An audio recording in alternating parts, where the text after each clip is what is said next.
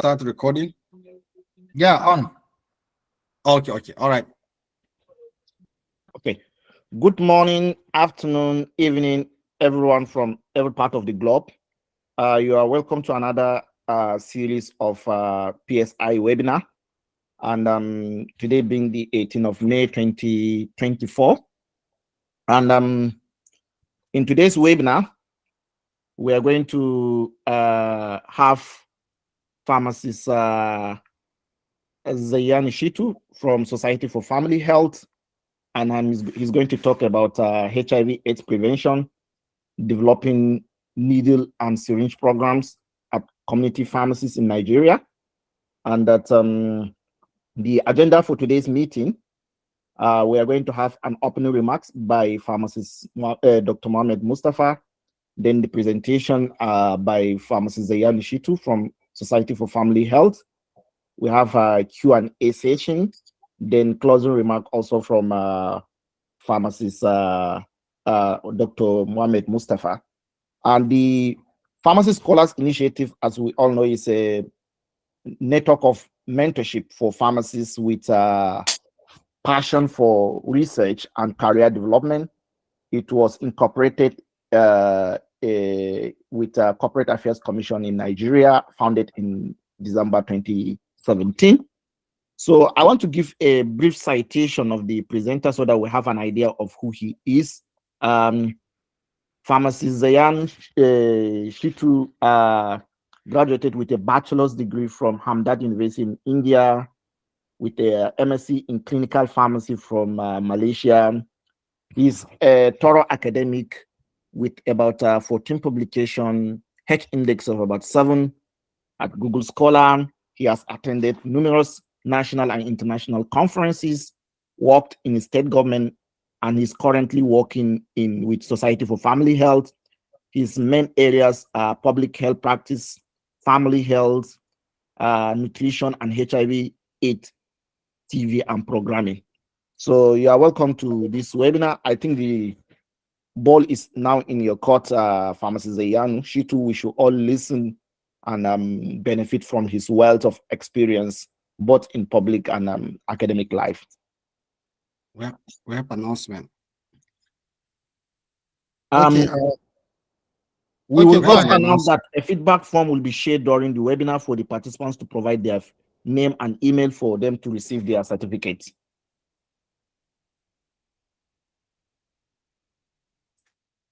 So the presenter, I think it is time for you to take your seat.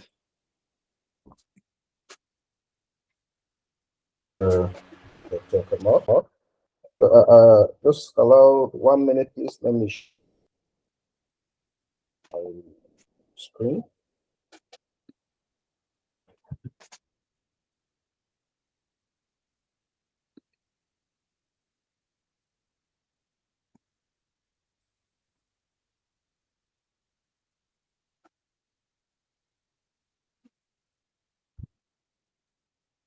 I don't know if it's visible.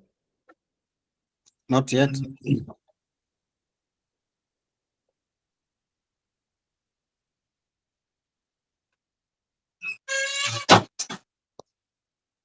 How about now? Not yet.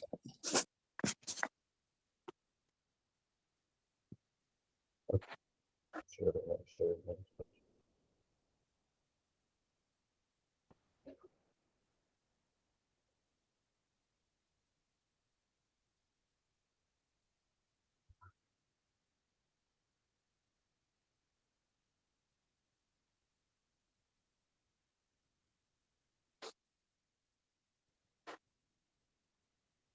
Hello? Yes, it's still not appearing. The share button is somehow, oops, I don't know why.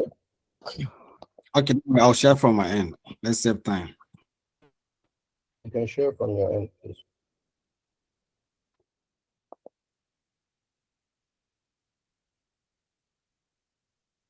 Hello. Okay.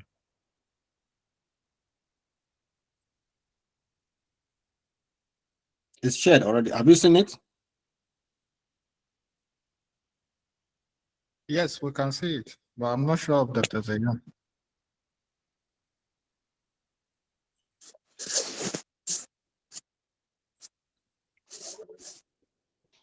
Maybe Dr. Zayan, your mic is muted. If you can unmute your mic.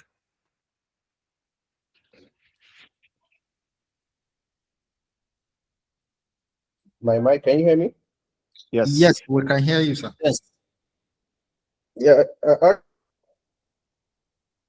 is your picture. Not seeing.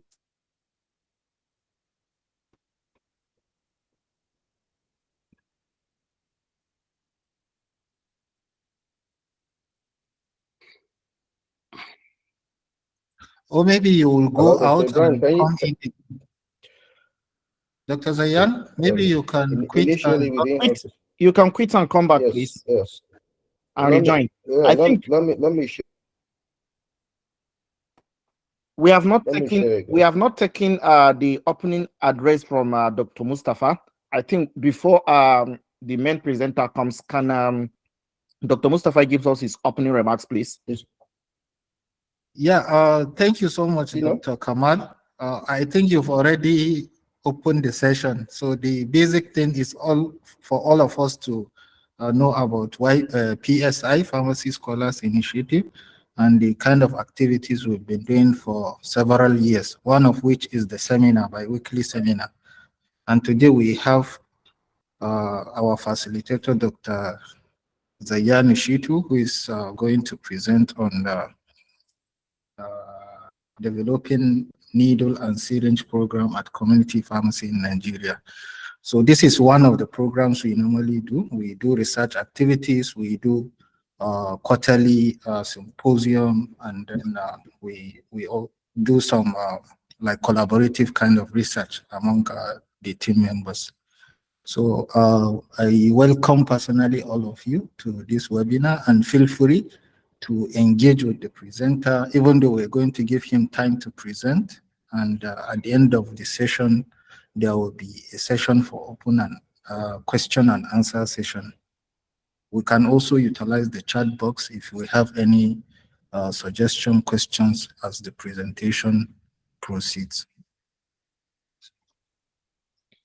Thank you so much, Dr. While we're trying to fix the technical issue, and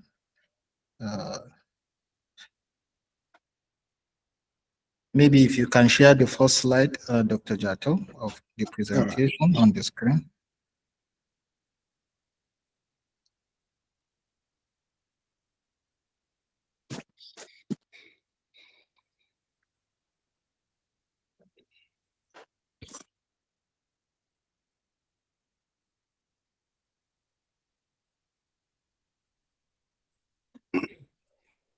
While we are waiting for our guest speaker to fix some things, I would like to share more light on what we have done and what we are doing and what we have been doing. And if any of the participants is interested to join our activities, in the process of the webinar or at the end, we are going to share a WhatsApp discussion group link, or a link to the WhatsApp group discussion, where you can click and take you there directly to join. And this way you can be seeing an update on our activities. And we also used to share some opportunities like scholarships and research free courses that you can attend and improve your skills in knowledge and career development. And possibly at the end, you can also be a research expert or proficient. For the past 6 years, we have been into these programs consistently, nonstop, from, as mentioned by the moderator, from December 2017 up to date. Our programs have been consistent and nonstop. And the major activities we do is this webinar, where we invite experts. Some are our members, like the current guest speaker is one of our members, and part of co-founder for this forum, and he's currently our vice president. And he has been a member since day one up to date. And from time to time, we also normally invite international experts in research and other career aspects, where they share their knowledge, expertise, and other opportunities with us. And at the end, the webinar recording is normally, or is most of the time, shared on, uploaded to our YouTube channel. And the link is also shared on our social media outlets for members to have an access to it.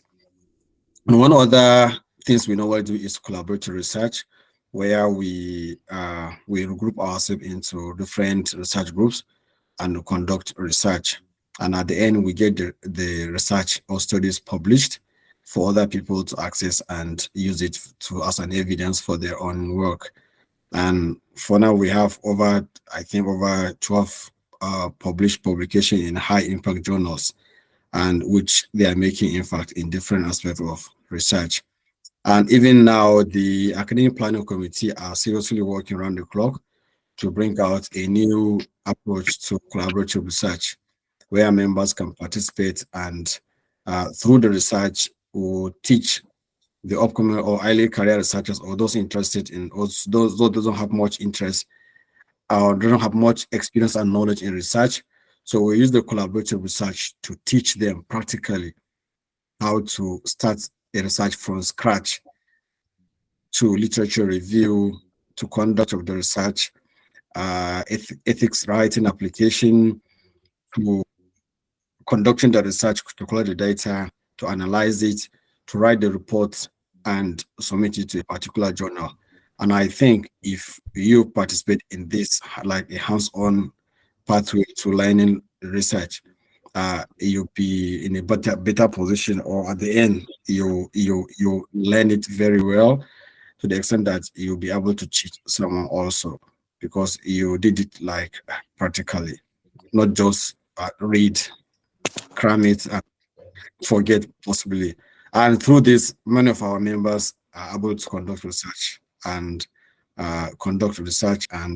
publish it as well. So this is part of what we are doing, and we will continue to do it by the grace of God. And we are inviting members to join the discussion group. It's really an avenue where you can learn a lot free of charge. We don't ask anybody to pay any charges for anything. All what we are doing is free. So, and it's an opportunity, because I know most of our members, they participate in many external free research skills courses, and they really learn a lot, and they have the certificate, and I'm sure those certificates are in their CV. And another important thing we had is, like, we normally share opportunities where you can join an international expert group and become a member there and contribute to and make your contribution, and you get your name in most of their research outputs.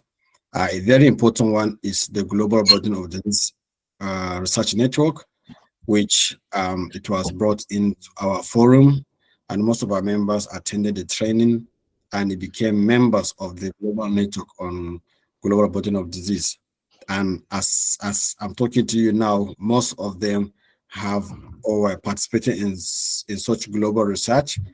They are now international authors on those research. And it is always happy to see your name in journals like Lancet, and see your research, or you becoming part of those international research network, and your paper published in Lancet. It is very good for your CV and for your reputation and forever. So we are inviting you to join us in this discussion group, and also to, as we are joining our activities, we always share all these opportunities. Dr. Zayyanu, are you okay now? It's visible now. It's visible now? Dr. Zayyanu? Yes, can you hear me? Yeah, I can hear. So can you see the slide? Can I run it for you? I think we are almost 20 minutes. I've already shared from my end, so I don't know if it's visible. So okay, so let me go out then. Yeah, I think you've already override me, so that's fine. So, but yeah, it's sharing now. Can you see it? Yeah, it's Okay, yeah, thank yes, you. yes. I saw it. Thank you so much. Can I proceed? Yes, yes, you can go ahead. Moderator, Yes. sorry, All I'm right. putting on your behalf. No, it's okay. You can go ahead, Pharmacist Zayyanu. Thank you. To present as visible on the discussion today will be about the nature. So how it will actually be of HIV, AIDS, and other blood communities. So the outcome will include an overview of HIV.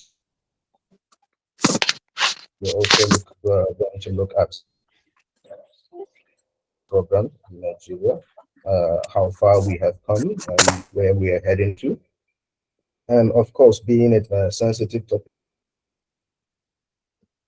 misconceptions that are really widely in the community, and sometimes even among our professionals, are going to be looked into. The relevance in combating diseases in our community is going to be looked into, and also how leveraging on expertise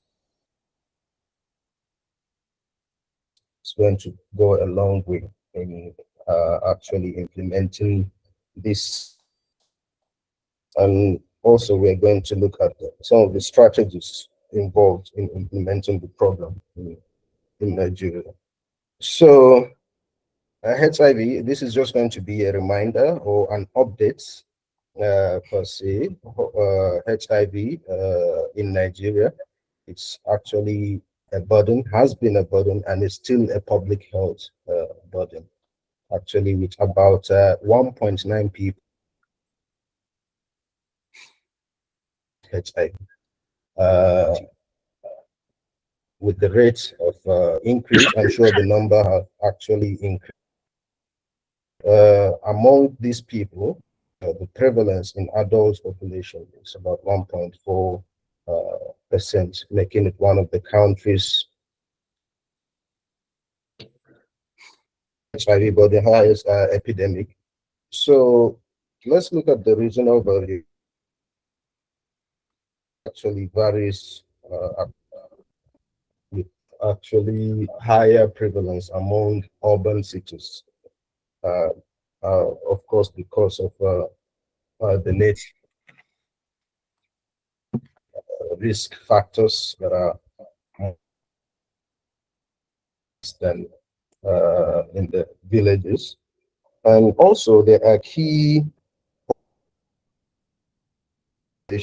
are actually among the high risk individuals who actually spread these diseases. The key population for the first time, the key population includes sex workers, female, people who inject drugs, prisoners, and those living in confined settlements and other confinement actually spreads HIV more than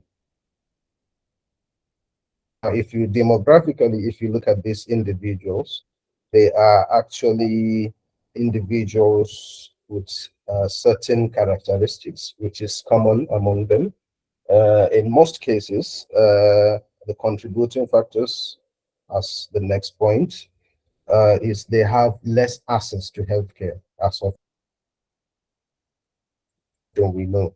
The way people go and access easily without being stigmatized, without any cultural detonation, or without population. So arguably, we know, and also there is high level of poverty among this group of people. So these are some of the factors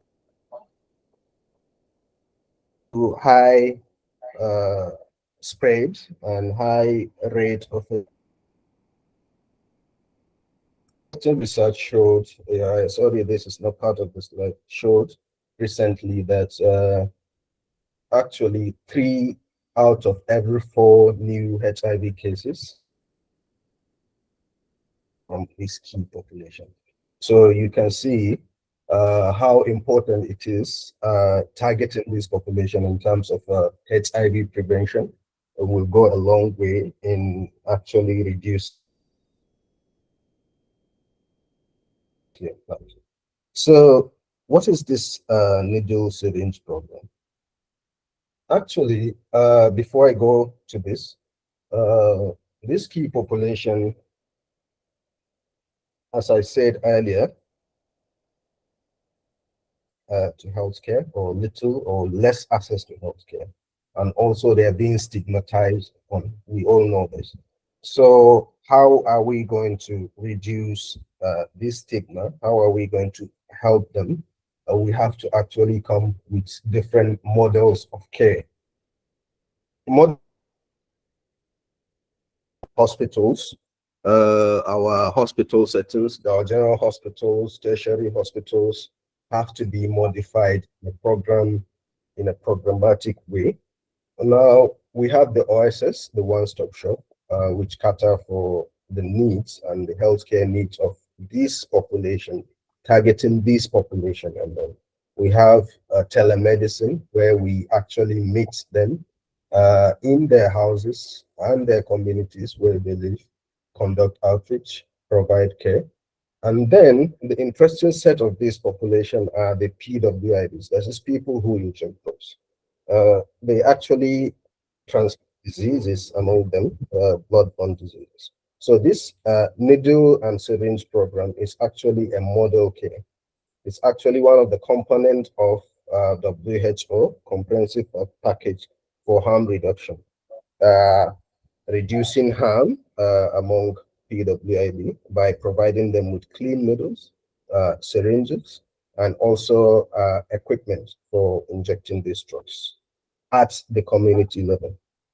So it is widely recognized as an effective approach to prevent blood-borne diseases such as hepatitis, HIV, hepatitis B and C, and other infections that might be. So in Nigeria, between 2019 and 2020, actually, some of the implementing partners supported by Global Fund facilitated a policy dialogue with the government of Nigeria to establish these programs among our communities and facilities. So there has been pilots in 3 states, that is Gombe, Abia, and Oyo State, supported by the Ministry of Health and some major stakeholders. So in the last 3 years, there has been actually funding to establish this program to support people who inject drugs and reducing actually having an epidemic control of HIV basically and other diseases. So let's look at this fact. According to the 2028 drug survey, there are actually 14.3 million Nigerians who actually use drugs. This is actually a significant number when you look at the whole population of Nigeria. You know, if I'm not mistaken, we are up to 200 million thereabouts. So if 14 million use drugs, that is an average of like 7% of Nigerians using drugs. Now, out of this drug users, 1 out of every 4 drug users are actually women. So it's actually not just among the male population as widely perceived. Drug use is actually very common among women now. Actually, there are 376,000 high-risk drug users. Out of this 14 million, some use the oral drugs, some use inhalational, depending on. So about 376,000 actually inject drugs. People who inject drugs. And out of them, 9% of them are actually data showed that they have HIV. 9% of 376 people who inject drugs in Nigeria widely have HIV positive. So you can see, okay, sorry, for 3.4% of them. So you can see actually how fast they can help in actually transmitting this disease among themselves. Now, let's look at the relevance of the NSP. In addition to distributing the sterile injection and equipment, NSP also provides these drug users with educate them on safe and also help in improving communication among them on safer injection practices. Now, most of these drug users don't have of these needles, the parts of their body where they inject these drugs. They just go about injecting harm to themselves, throwing these syringes in, littering the society, without proper knowledge of infection prevention, So the relevance of this program, also how they this syringe, dispose this syringe well after use, and also minimize harm done by the drug. Some of the syringes they use actually cannot be controlled, so they use the risk of death, overdose, and also other effects that might. And also, it's actually the program doesn't only just and syringe, also this psychosocial support due to mental health that arise. So basically, the Needle and Syringe Program plays a director role as a fundamental reduction strategy for combating the transmission of HIV and bloodborne diseases in our society. So let's look at some of the myths. Being it show topic of discussion, even among healthcare workers, people believe these programs are actually, point number one, just here to cause litter. NSP causes need. If you say you want to start providing needles and syringes for injection, if you provide these needles, they will end up littering the society and actually causing harm. The syringe program does not just aim at providing the needles and the syringe. It also providers and the users on infection prevention control, safe disposal. Actually, NSP leads to more crime and drug use. Now, arguably, as a public health practitioner, this program does not actually support or people to use drug. It actually, if you look at the nature of the needles being provided, they're actually metered needles, one-time use needles. They're actually there to reduce the number of doses taken.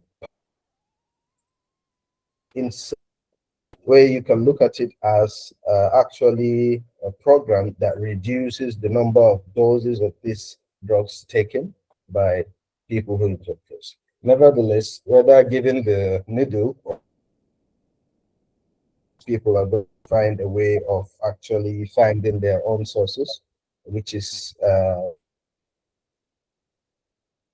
the provided sterile needles that are being provided by this program.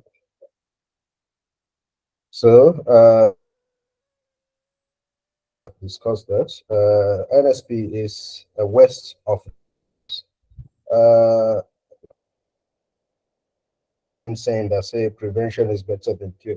If you say Needle and Syringe Program is a waste of resources, are we investing in HIV prevention on a yearly basis? How much are we receiving international donors and IPs and such? These are actually millions. So this is actually a prevention that is there to actually hinder some of the diseases that might arise due to low access to care, stigma, as well as other factors faced by this target group.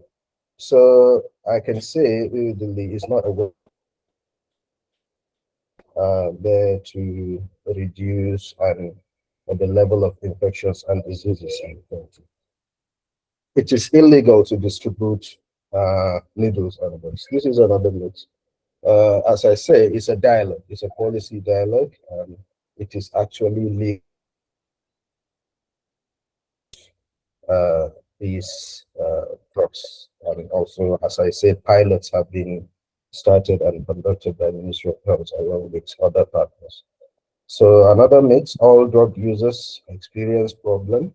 Drug users do not know what is best for them and cannot take vital, which is actually a most widely spread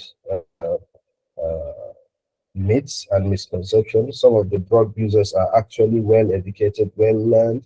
They just happen to find themselves in this situation. Our target group, I came along one that just passed away. Well learned. When you're talking to the lady, very well educated, well learned, but unfortunately she's into this, and she came to me for her medication. She's also HIV positive. She came to me for her medication this few weeks ago. A week after, I was told she died. So these are people that, when communicated to accordingly, when given the right education and counseling, overdosing, from harming themselves, and also from transmitting these infections. So this comprehensive approach will be objective. Number one is equipping drug users with knowledge and their partners and their program. Number two is streamlining the process for individuals to seek assistance for drug dependence, with particular opioid substance therapy, and also for dependence. So this program doesn't just, it's actually a comprehensive program. It doesn't just provide the needle and syringe, there are actually substitutes of opioids, access points in case of overdose, in case of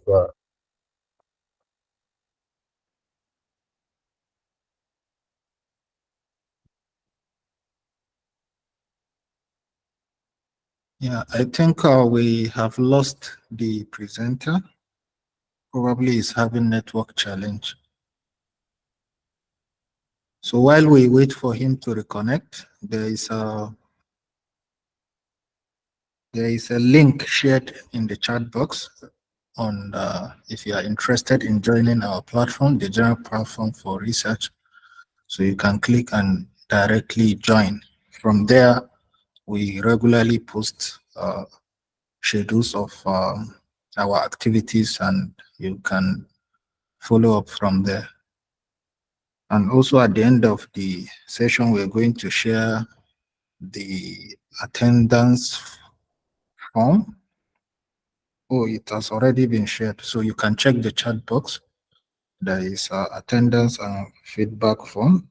you can also get certificate after filling the form. So utilize that link to fill up, and the organizers will send you the information through your email.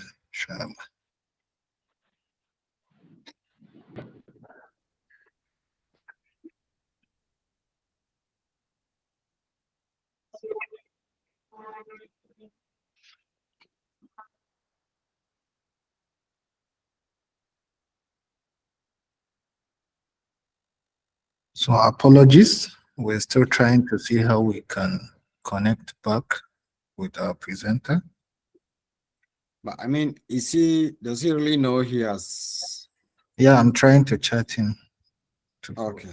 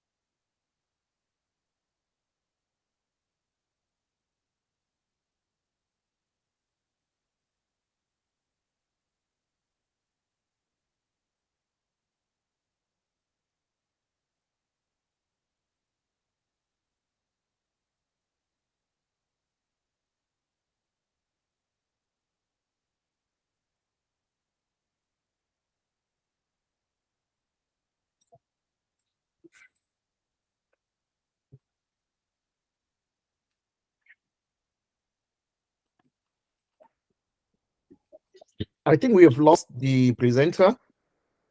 Am I right? Yeah, and I'm unable to reach him on WhatsApp. So okay.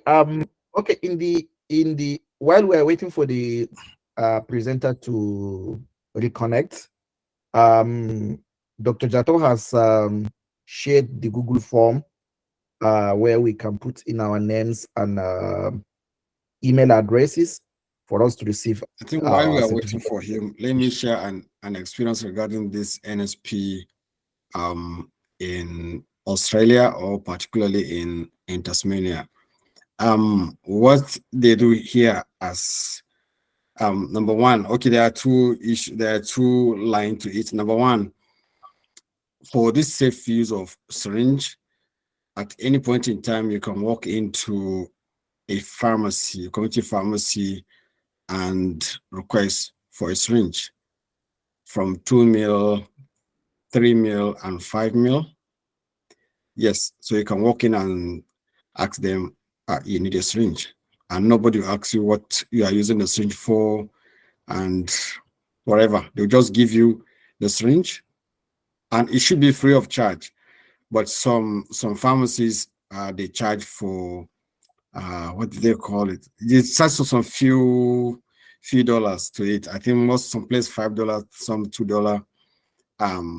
They call it some charges, but that's not, you're not paying for the syringe. So, and it's like in a package, you have 3 syringes, and there is 3 pack where you can safely dispose the syringe. So it's like a pack with 3 syringe and 3 other packages that you can, after using the syringe, you can safely dispose it. So you can walk in and ask for a syringe. They will give you, for those pharmacies who request for some charges, you pay and you go. Nobody asks you what you are using the syringe for. And that's number one. And number two, and I think most of the toilets, the public toilet and those in the office, they have like a safe dispose, which is like where you can safely dispose. So if you use the syringe, or if they use the syringe like in a public toilet with that, and that's most of the place where they normally use it, then for good or for bad reasons, at least the government has provided a safe box that you can dispose the syringe and the needle into it. And the whole idea is to avoid sharing, because through the sharing of the needles and syringe, and that is when we have all this disease transmission in the community. And most important one is the HIV, and other ones are hepatitis, STDs, and remaining. So I think in order to avoid that, the government is spending huge money in order to prevent the community through this. Like they are considering a minor negative outcome in preference to the bigger outcome that will affect the community and cost a lot of taxpayers' money. So in essence, I think that's what possibly they're trying to introduce or to pilot in some community pharmacy in Nigeria, where they can, but the whole idea is to provide like a safe use of the needle and syringe in order to prevent or to protect the community from these blood transmissible diseases, which is costing the NGOs a lot of money and is costing the community a lot of hardship. So, and I think this is something in the right direction.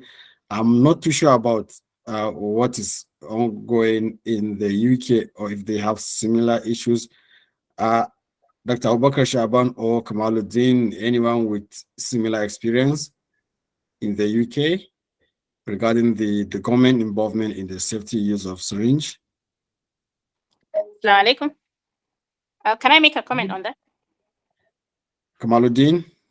Yes, Dr. but Basira, I think Dr. Basira wants to say Yes, something. I think since 2013, I've come across this needle Shaban. exchange program in the Dr. UK. Kanka, it's like you are talking, but we can't hear you. No, we can Okay, hear can you hear me her. now? We can hear her.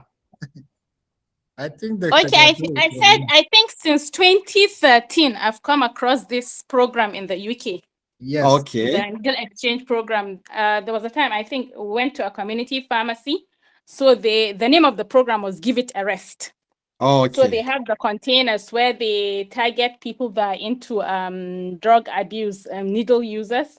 Yes. So every week they ask them to bring their old syringes, they replace and give them new supply. Because they were particular on reducing the prevalence of hepatitis C. They were particular on hepatitis C. So they instituted that program through community pharmacies. Oh, that's interesting. And I think in addition here in Victoria or in Melbourne, I think that's the popular name. In Melbourne, they even have, it's a facility on its own, a big facility where they have the syringes there and they have cubicles and they have a disposable syringe. And they normally have some nurses, some are paid and some are volunteer. And they have some other rooms that there is no nurse there. So the idea is, if like for those people with legal or illegal reason to use the needles, they can go there and that facility get themselves injected and dispose the syringe and go. Or if they still want the nurse to give them like safely, yeah, the nurse are there, she can give them, or the nurse can give them and dispose the syringe and leave. Nobody will report them. No police will be there. It's for their own health and for the community. And there was even, I think, a trouble because the facility was located close to a high school, and the school were protesting that no, this is not a good place to have this because this will motivate or will open the doors for those fragile age, because high school mostly are teenagers, so that will like encourage them to go into this. But I think the government just went ahead and did the facility, and I think there was a research about the usage. I mean, the number of people who use it, but I didn't lay my hand on it. But it's something that I know the facility is there in Melbourne. People always go there and have their needles and go, and no police, nobody will arrest you. And the whole idea, like I said, is to protect the environment. Malaji Mubarak, I know you're relatively new in your environment. I'm not sure if you have noticed this in your end. Yeah, maybe before Dr. Mubarak talk, I was actually very interested when I saw the topic. And then this is because I got to know about the program lately. maybe that time that I was in Nigeria, I still didn't come across it for once. So like you just say, Dr. Jato, I'm impressed how the program was being conducted in Australia. Exactly, they yes. given it almost free. So there is that encouragement, and I'm sure the awareness is very high. So I believe maybe there is a gap in Nigeria. I was really interested to see how Dr. Zayyanu will round up his presentation, because the awareness is very important. And these are projects like that will go a long way in preventing. You know, when you are doing the cost benefit, it's better to prevent something yes. from happening than treating it. So probably if that capacity of the program can be improved back in Nigeria, and then the awareness also being improved, I think the project will go a long way in reducing the burden of HIV, not even HIV, other sexually transmitted disease in that direction. Yes, my only concern, and possibly the young might have put it in his research, is maybe the police, or I don't want to mention some particular government. Hello. Yeah, hello, Zayan. I think I'm really sorry. I've been there talking to myself. I didn't. Yeah, I was trying to chat you off. You are offline. I don't know at what points you guys lost me. Maybe you reshare your slides so that we can. Yes, I will do that.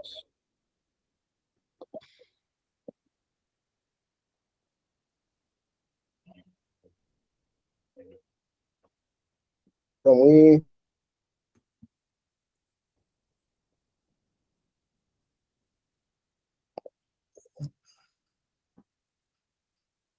I think we've not reached this point. We've not reached. You go back. Is it?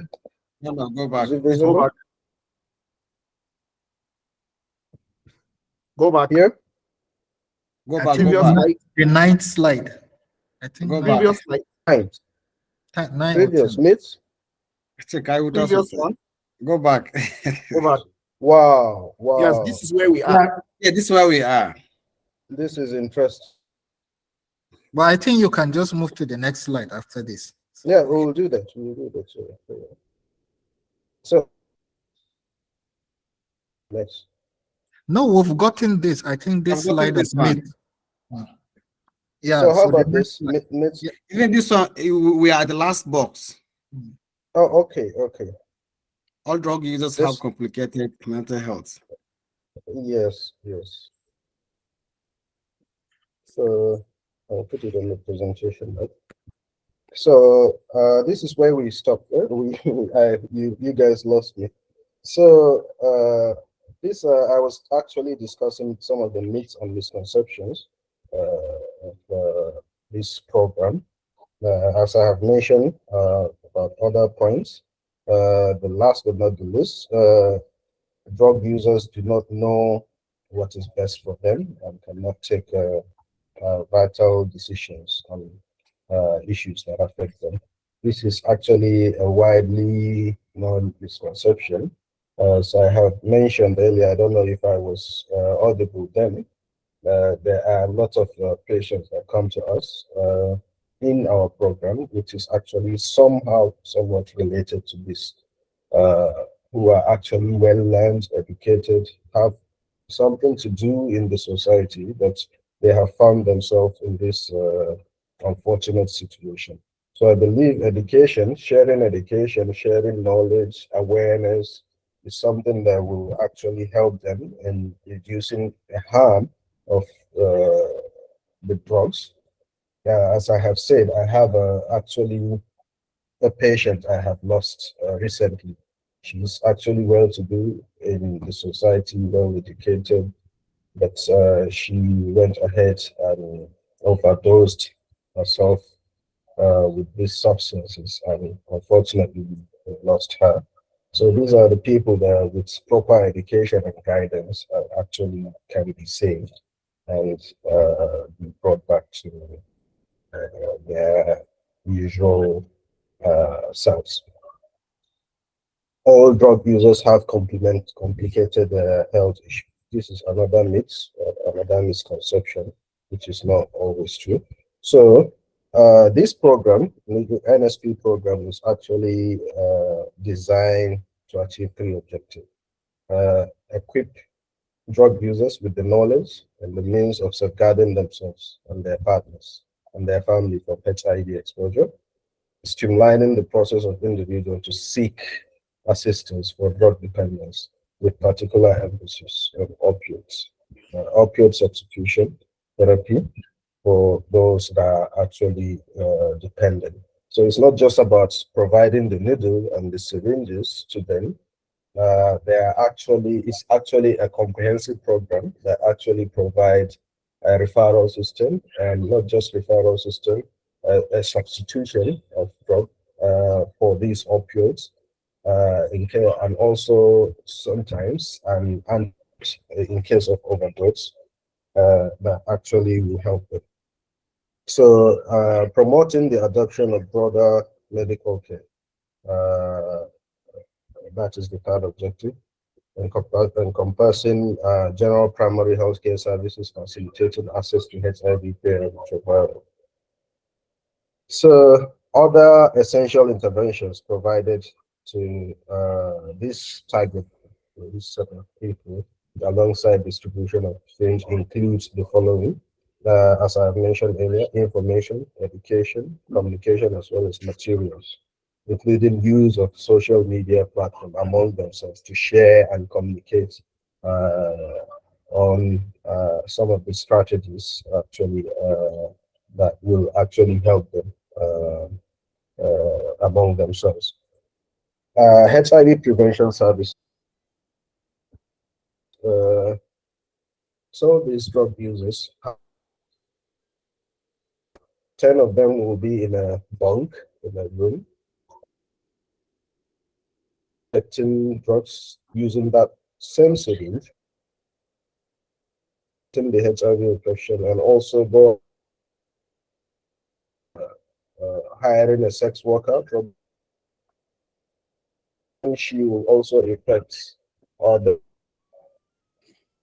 This is, you can see how the, in terms of so it's very important in actually incorporating as well as awareness, condom, lubricant, HIV treatment and care, so that they press in case of HIV positive to prevent the infections or other infections. Diagnosis and referral for vaccination and is among this group. It's also part of this diagnosis. A referral for tuberculosis is also, and also prevention of management. Like I've mentioned, these are people that inject themselves in all parts of their body. Some of them end up losing their organs because of nerve damage. They inject themselves in all places. So this program actually providing them with this specialized type of needle will actually go a long way in reducing some of these core infections that might use itself. And of course, mental health and psychosocial service support and provision for this target. So this is important. How do we leverage on the expertise of pharmacists? Through pharmacy, we actually making sure this program is a success. Expertise and experience. Supply chains, supply logistic, storage, and all aspects of supply administration. We can arguably say pharmacists have the best knowledge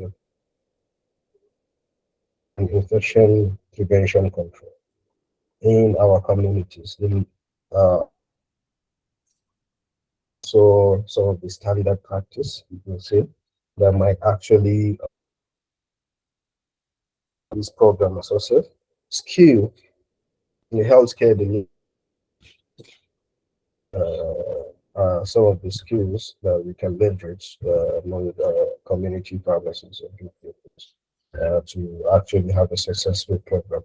Accessibility.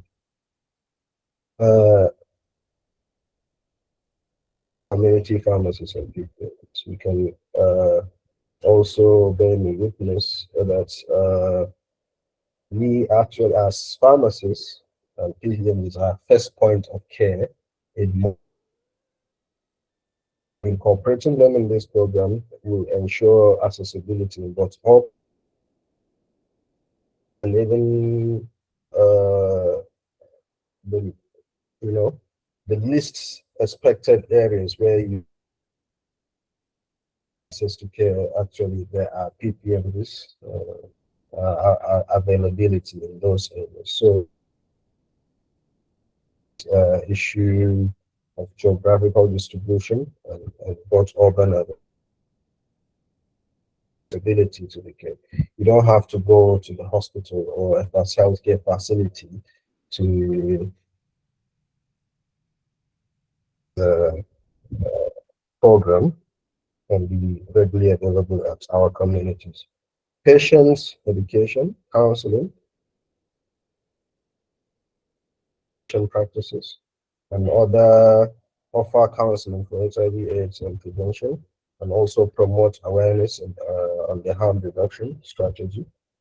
These are some of the skills that can be offered by the pharmacists. Hello, am I audible? Yes, doctor. So also referral and linkage services. Those with testing and treatment services also facilitate access to, also link mental health as psychosocial support. This aspect is pharmacies are known for data collection and supports the NSP usage to inform public health strategy, and also health issue among people with drug use and evaluate the effect improvement where possible. Also, in terms of advice, pharmacists will engage in public health campaigns to reduce stigma. Also collaborate with stakeholders to develop comprehensive harm reduction policies. Strategy. These are some of the strategies that need to be followed before implementing this program. Number one is specialized training for pharmacists and BDMs and the NSP and harm reduction. Also continuous control and safe disposal practices of this syringes and needles. Product reliable supply chain for needles and syringes, secure confidential service delivery, pharmacists, PPMs, safe space even within the pharmacy to ensure confidentiality of the people you are providing the services to, aside the general population. Also, community education, engaging the community, collaboration with local authorities, NGOs for broader reach, and monitoring and evaluation, access and impact of the improvement as earlier said, mentioned. So thank you very much for listening. And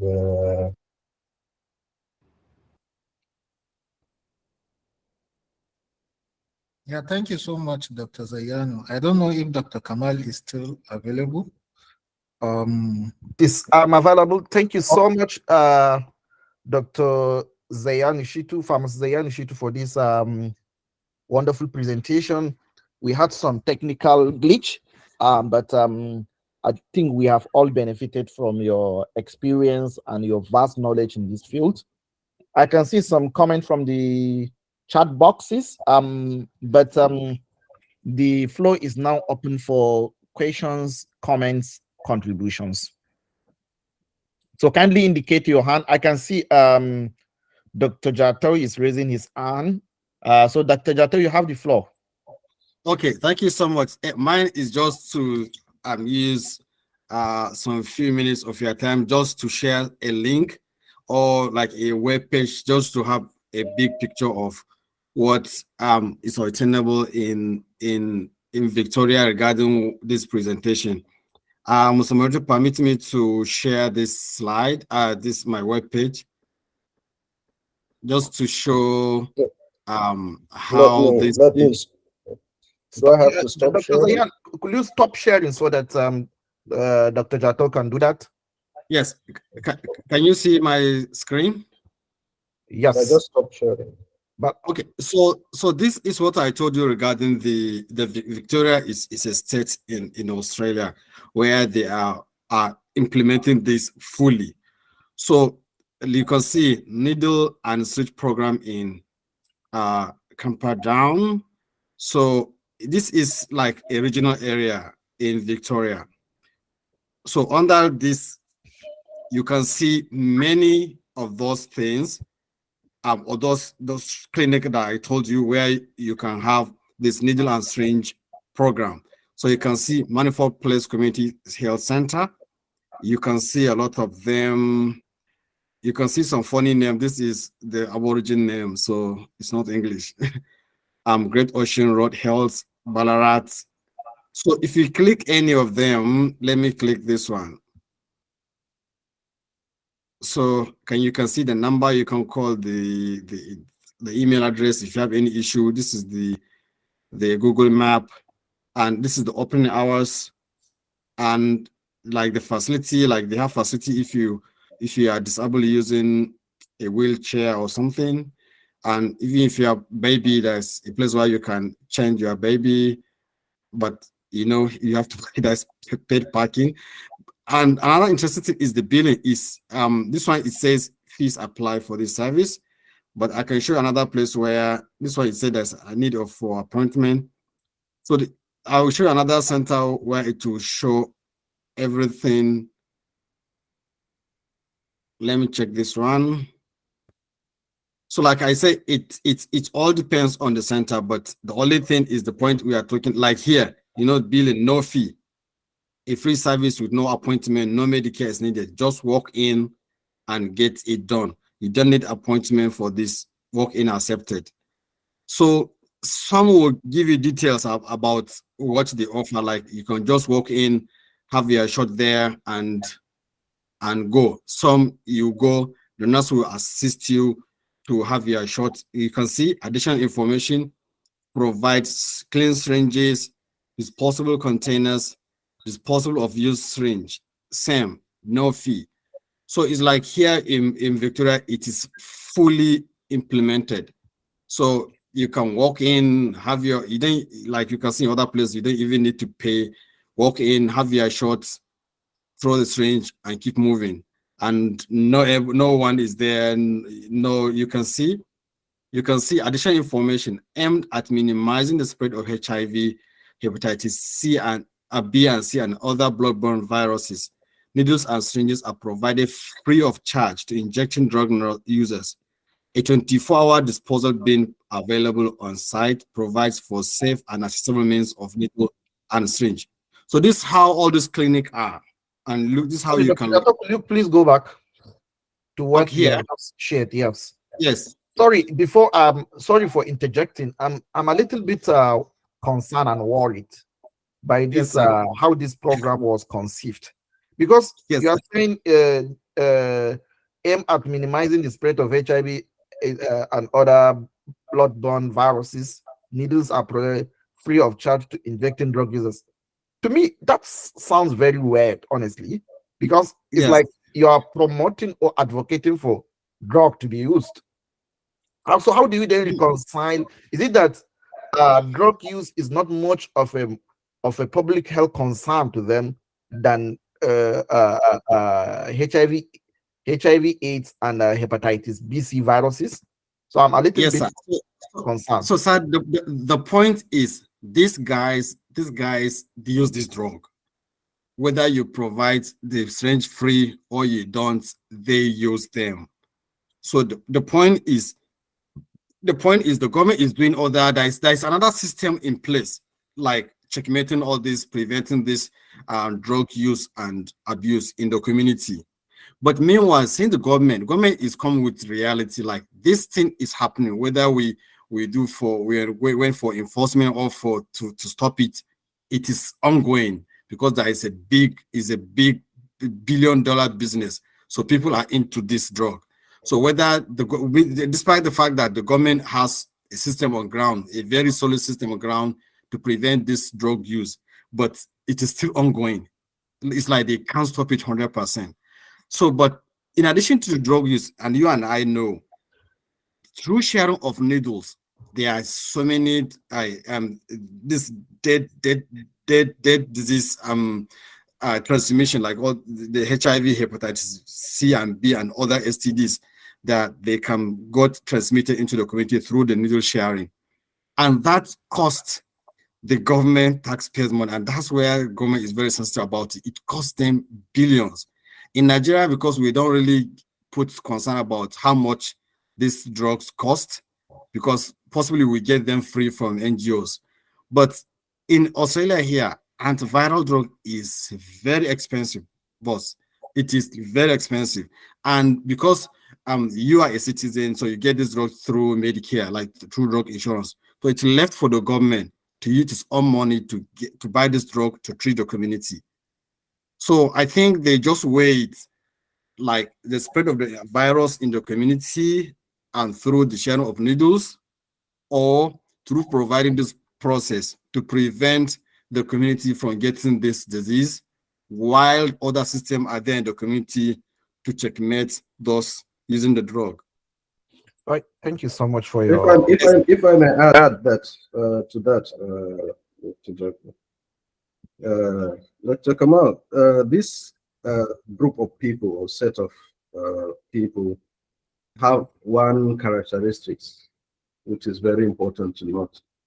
They have great trust among themselves, and also they network and live together. One funny thing is they live in bunkers if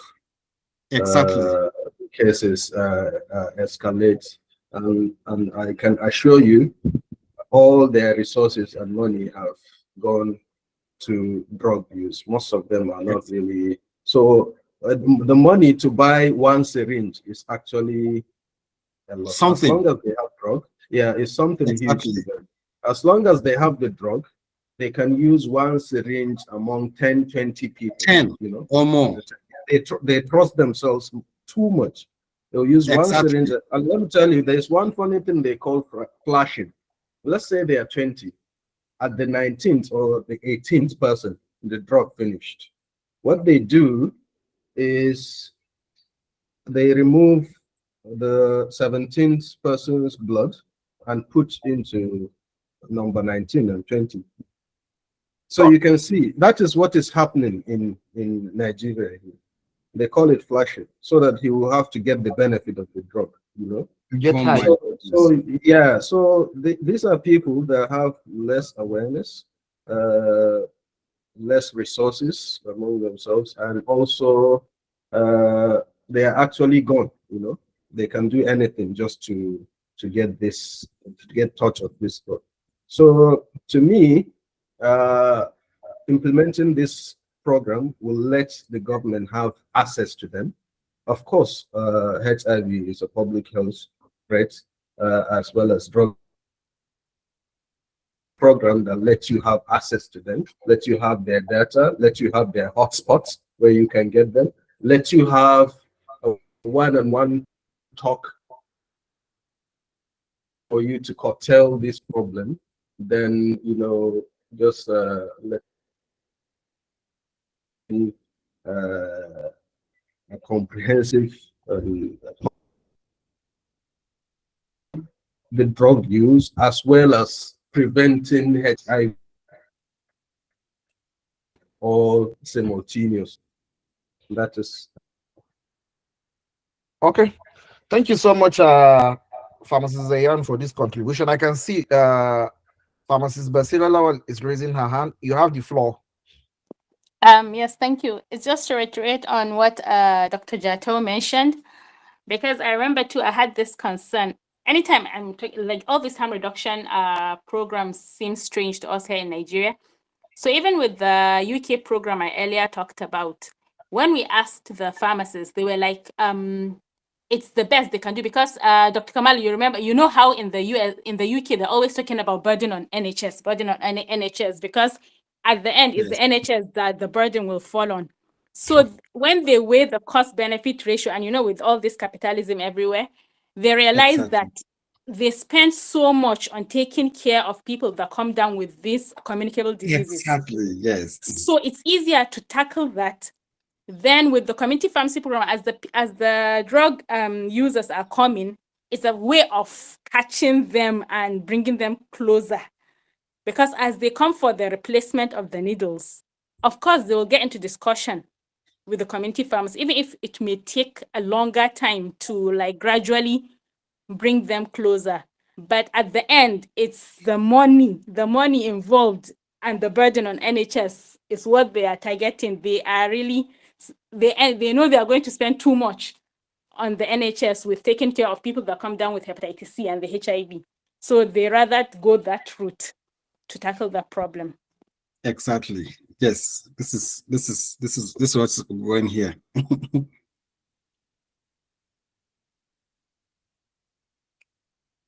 So any contribution, question and suggestion?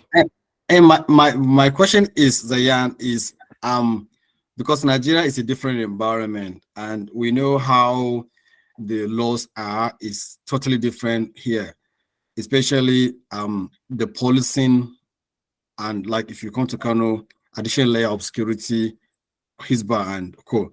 So how do you think the implementation of this would be successful or be possible without the interference of police or Hisba, and as well as can I say discrimination or by the users? Stigmatization. Yes, stigmatization. Yes, that's what I'm trying to say. Yes. okay. Thank you, sir. You see, this reason of introducing this program is actually to do away with the stigmatization. The police will interfere. I actually had, even during the pilot study that were conducted in the 3 states, they have a knowledge of where these people live to some extent. So when they saw healthcare syringes, they actually surrounded the place and started, they actually threatened to arrest them, that they are providing syringes to these people. It's actually a lot of resources has to be put in stakeholders engagement. Everybody is a stakeholder in this program. Start being it NDLA, being it police, HISBA,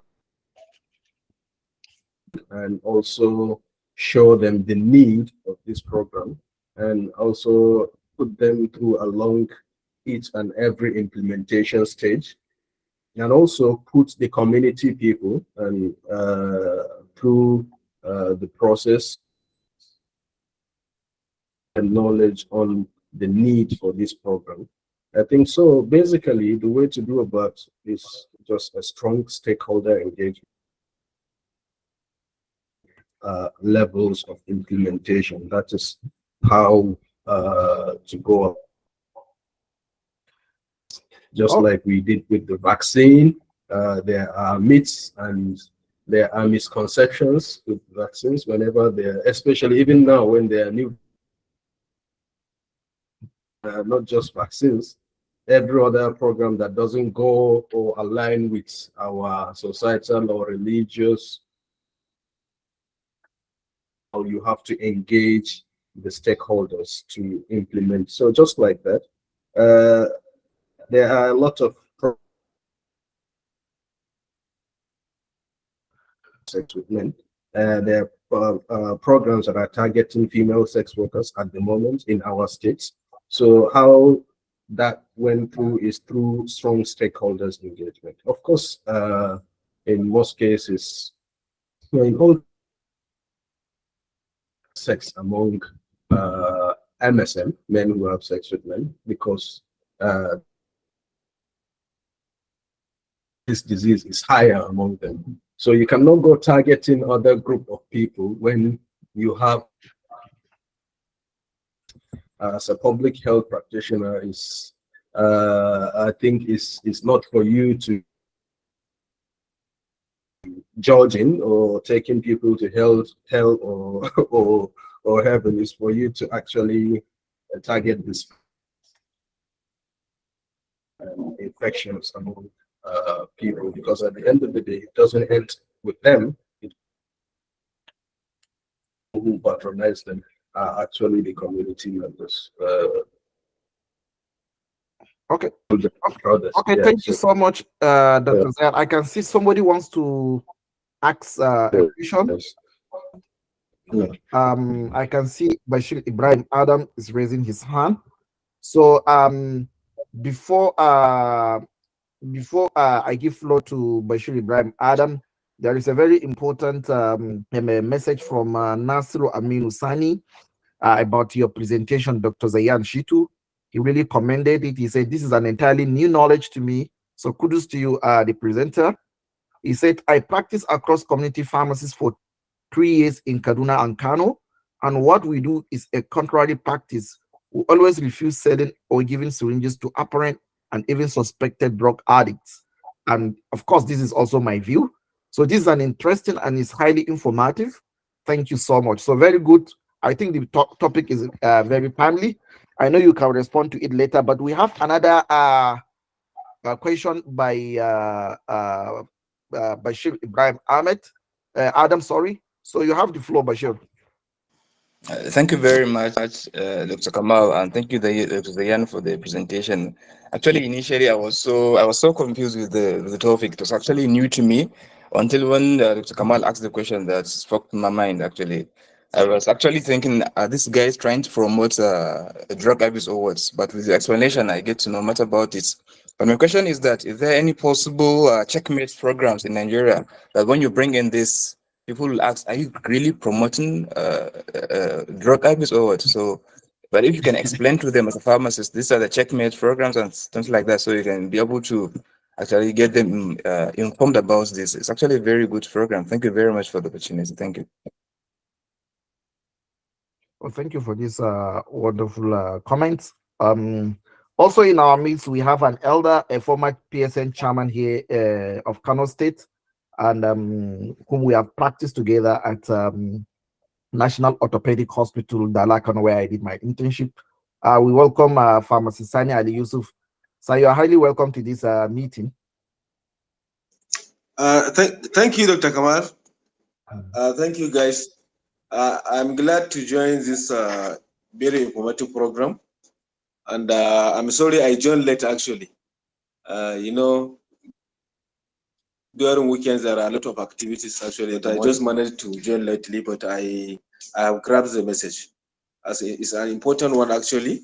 And the only challenge I'm also seeing with this is just the concerns that Pharmacist Nasser Aminu and Pharmacist Bashir raised, because people may think this program is trying to encourage this drug abuse or to support these addicts by supporting them with the syringes. And I think there should be a lot of advocacy and enlightenment before our people actually support this idea. From their own side, the reasons you gave why they are supporting it because of the burden on the NHF and the rest. But here we don't have much of that. And I think a lot of collaboration has to be done before people accept this program. All the same, it's a good one. It's a very informative one, actually. And I know anytime we join this kind of program from NSP, it's really a wonderful one. So I encourage you guys to keep it up, and may God Almighty be your guide as we go on. Thank you, guys.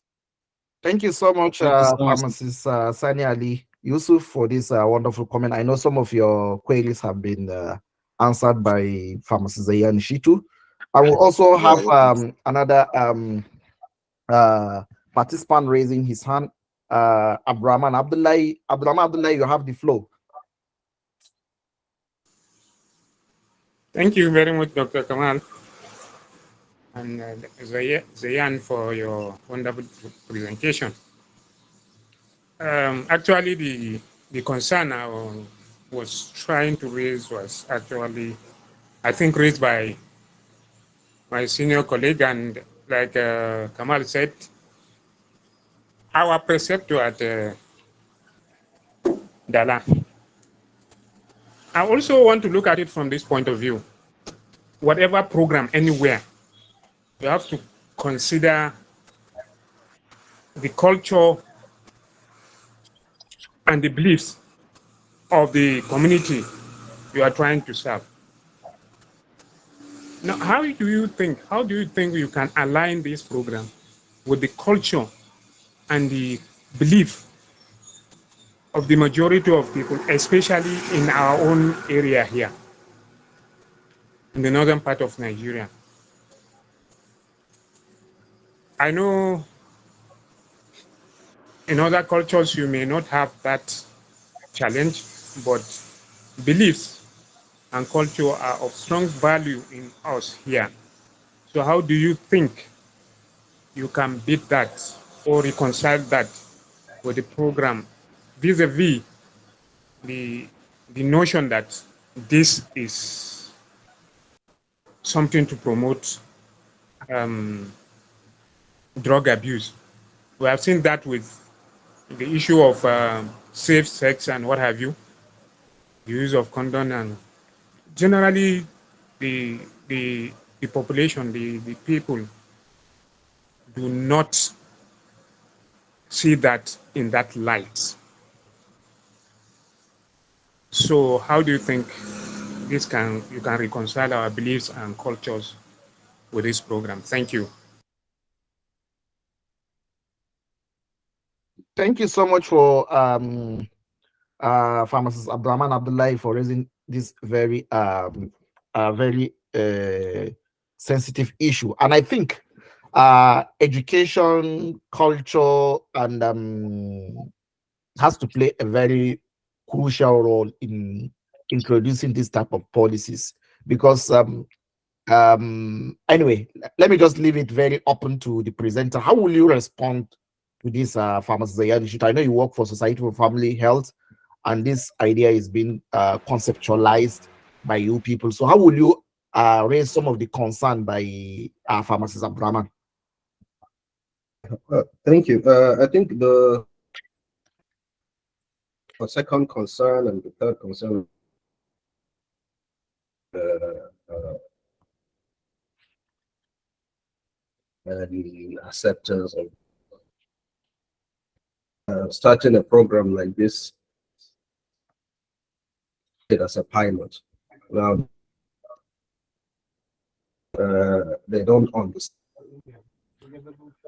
pilot to have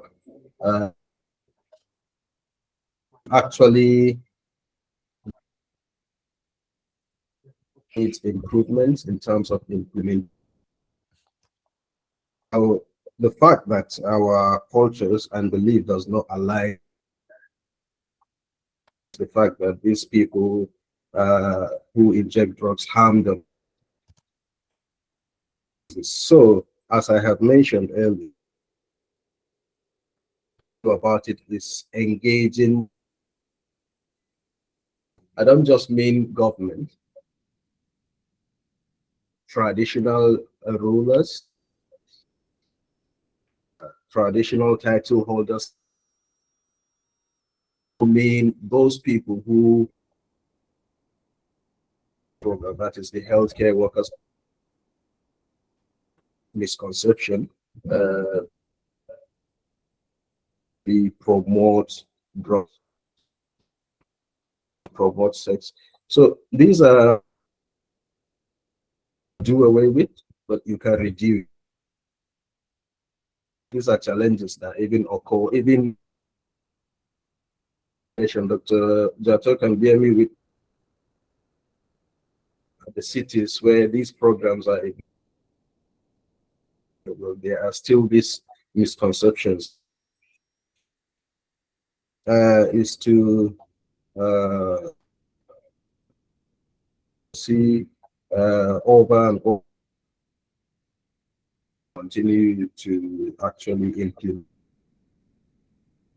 program at community levels.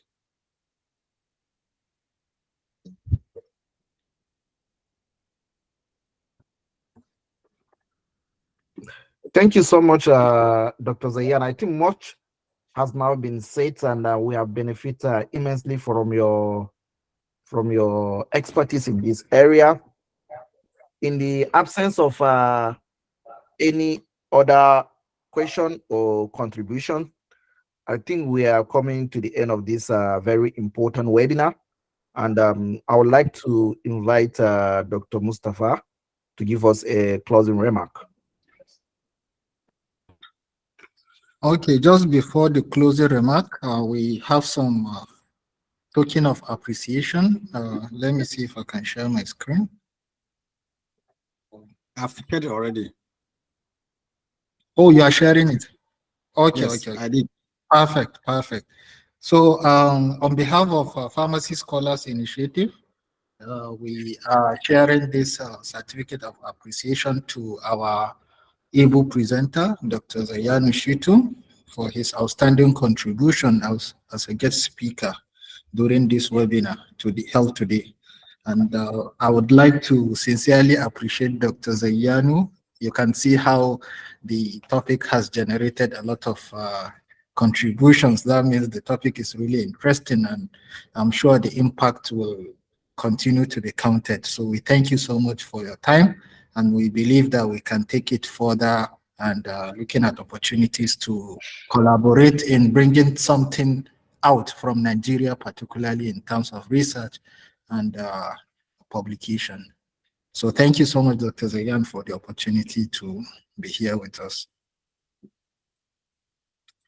Then also our able moderator, I think without you also this webinar wouldn't have been a success. You've done so well in moderating the session. So on behalf of Pharmacy Scholars Initiative, we would like to appreciate you with this token of certificate. And I will read that this certificate of appreciation is awarded to Dr. Kamaludden for your outstanding contribution as the moderator of this presentation today. So thank you so much, Dr. Kamal, for your time. We really appreciate you. So just to round it up, I would like to also thank our audience that find time to connect with us and contribute to this very important topic. And I am very sure all of us have learned, especially this issue that is still in its virgin form in Nigeria. So we believe that you can imagine when even us, the literates, are still having that concern. So come to think of it, the common Nigerians, how would they approach the situation? So I believe there is more to do in terms of the multi-stakeholder stakeholder engagement, increasing awareness, and seeing opportunities, the benefits that would come up with this implementation of the program. So I thank you all for joining, and we look forward to seeing you again in our subsequent event. Please don't forget to share your feedback, your details in the feedback link shared in the chat box. And if you have anything, you can always reach out to us through email or through our social media handles. So thank you so much. Dr. And also, sorry, in addition, sorry for cutting you up. Also, this email you are providing, we are going to send the YouTube recording, the lecture slides and your certificate of participation. Thank you. Thank you, Dr. Jattu. So I think with this, we have come to the end of this webinar. Thank you so much for your valuable time. Another Thank time. you, sir. Thank you. All right. Thank you so much, Zayan. Thank you, Kamaluddin. And inshallah, we are going to share the invitation to the next webinar as usual via our respective social media and groups. Also, if I may chip in, sorry, I'm going to for research in this regard, in this aspect to our platform. Who are interested, would like to, being it a sensitive and interesting, to take it, to conduct a research. The objectives of the research will be told in the proposal. So, and interesting people who would like to partake in this can actually, so it's actually going to. So I think well, it's a little breaking. So what Dr. Zayan is saying is he's planning to lead a research on this needle syringe program in Nigeria. And if you like to join the research, possibly you can indicate in the Google form we are sharing, or you can indicate your name in the chat box. I think we can give additional 5 minutes for those interested to do so. So Dr. Zayan is leading a research on this national needle and syringe program.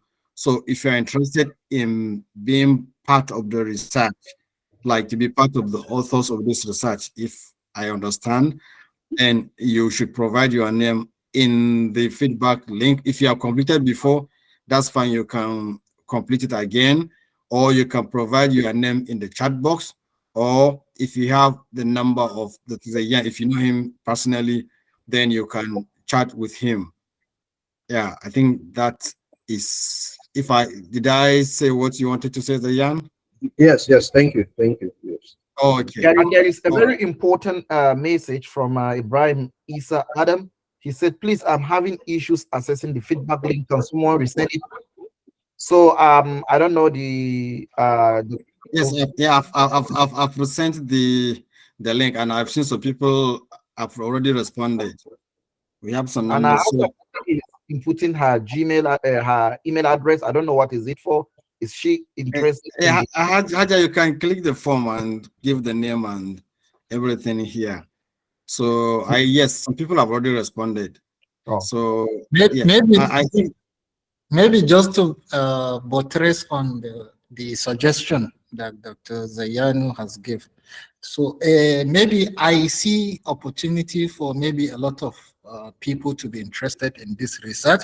Then probably if we can make it like a bigger project, then probably divided it into sections so that we cannot like have redundancy when it comes to building the team. So maybe we can think about that, having it big, then split it into sub-components so that each project can be independently, while he supervises it, of course, Dr. Zayyanu, just to avoid redundancy. So I think, yeah, that is it, sir. Thank you so much. Exactly. Yeah, that's a good idea. So first, let's have the names, and then when you have it, Dr. Zayan will go and have a look at them. Then, based on the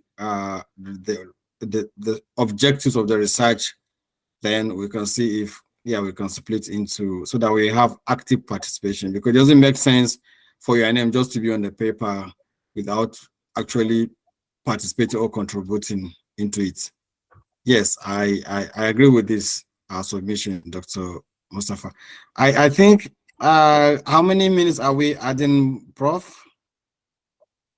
I think it's over. Almost everyone is. Okay, so someone said, is the research limited to a particular country for someone who who are not currently and having. No, and you can be part of it even if I'm not in Nigeria. Most of us talking here are not in Nigeria, so you can actually be part of the. I think this is not. It's not. Sorry for the lab guys, Dr. Kamal. It's not injecting needles to a rat, so you don't have to be in the lab physically. So sorry, our research. Most of the research we did, in PSI. Is most of the authors are outside Nigeria, and we have it published. And most of the intentional collaboration that you will do, you will see so many people from different countries. Yes, but you can still contribute. So it's fine, even if you are not in Nigeria. Yes, you can be part of the research, and you can contribute. Okay, so thank you so much. Yes, I think we have had enough.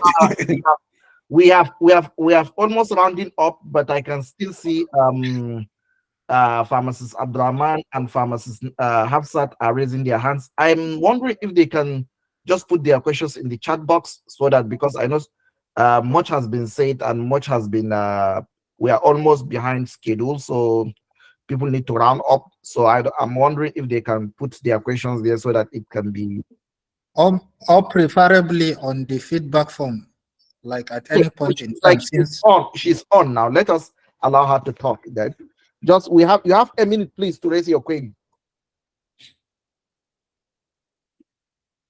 Adja.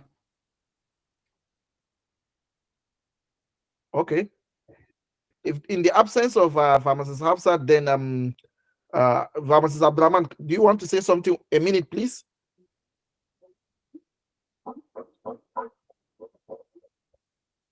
Okay, maybe the previous. Maybe it's an old hand. Okay. Okay, thank you. Hold on. Okay.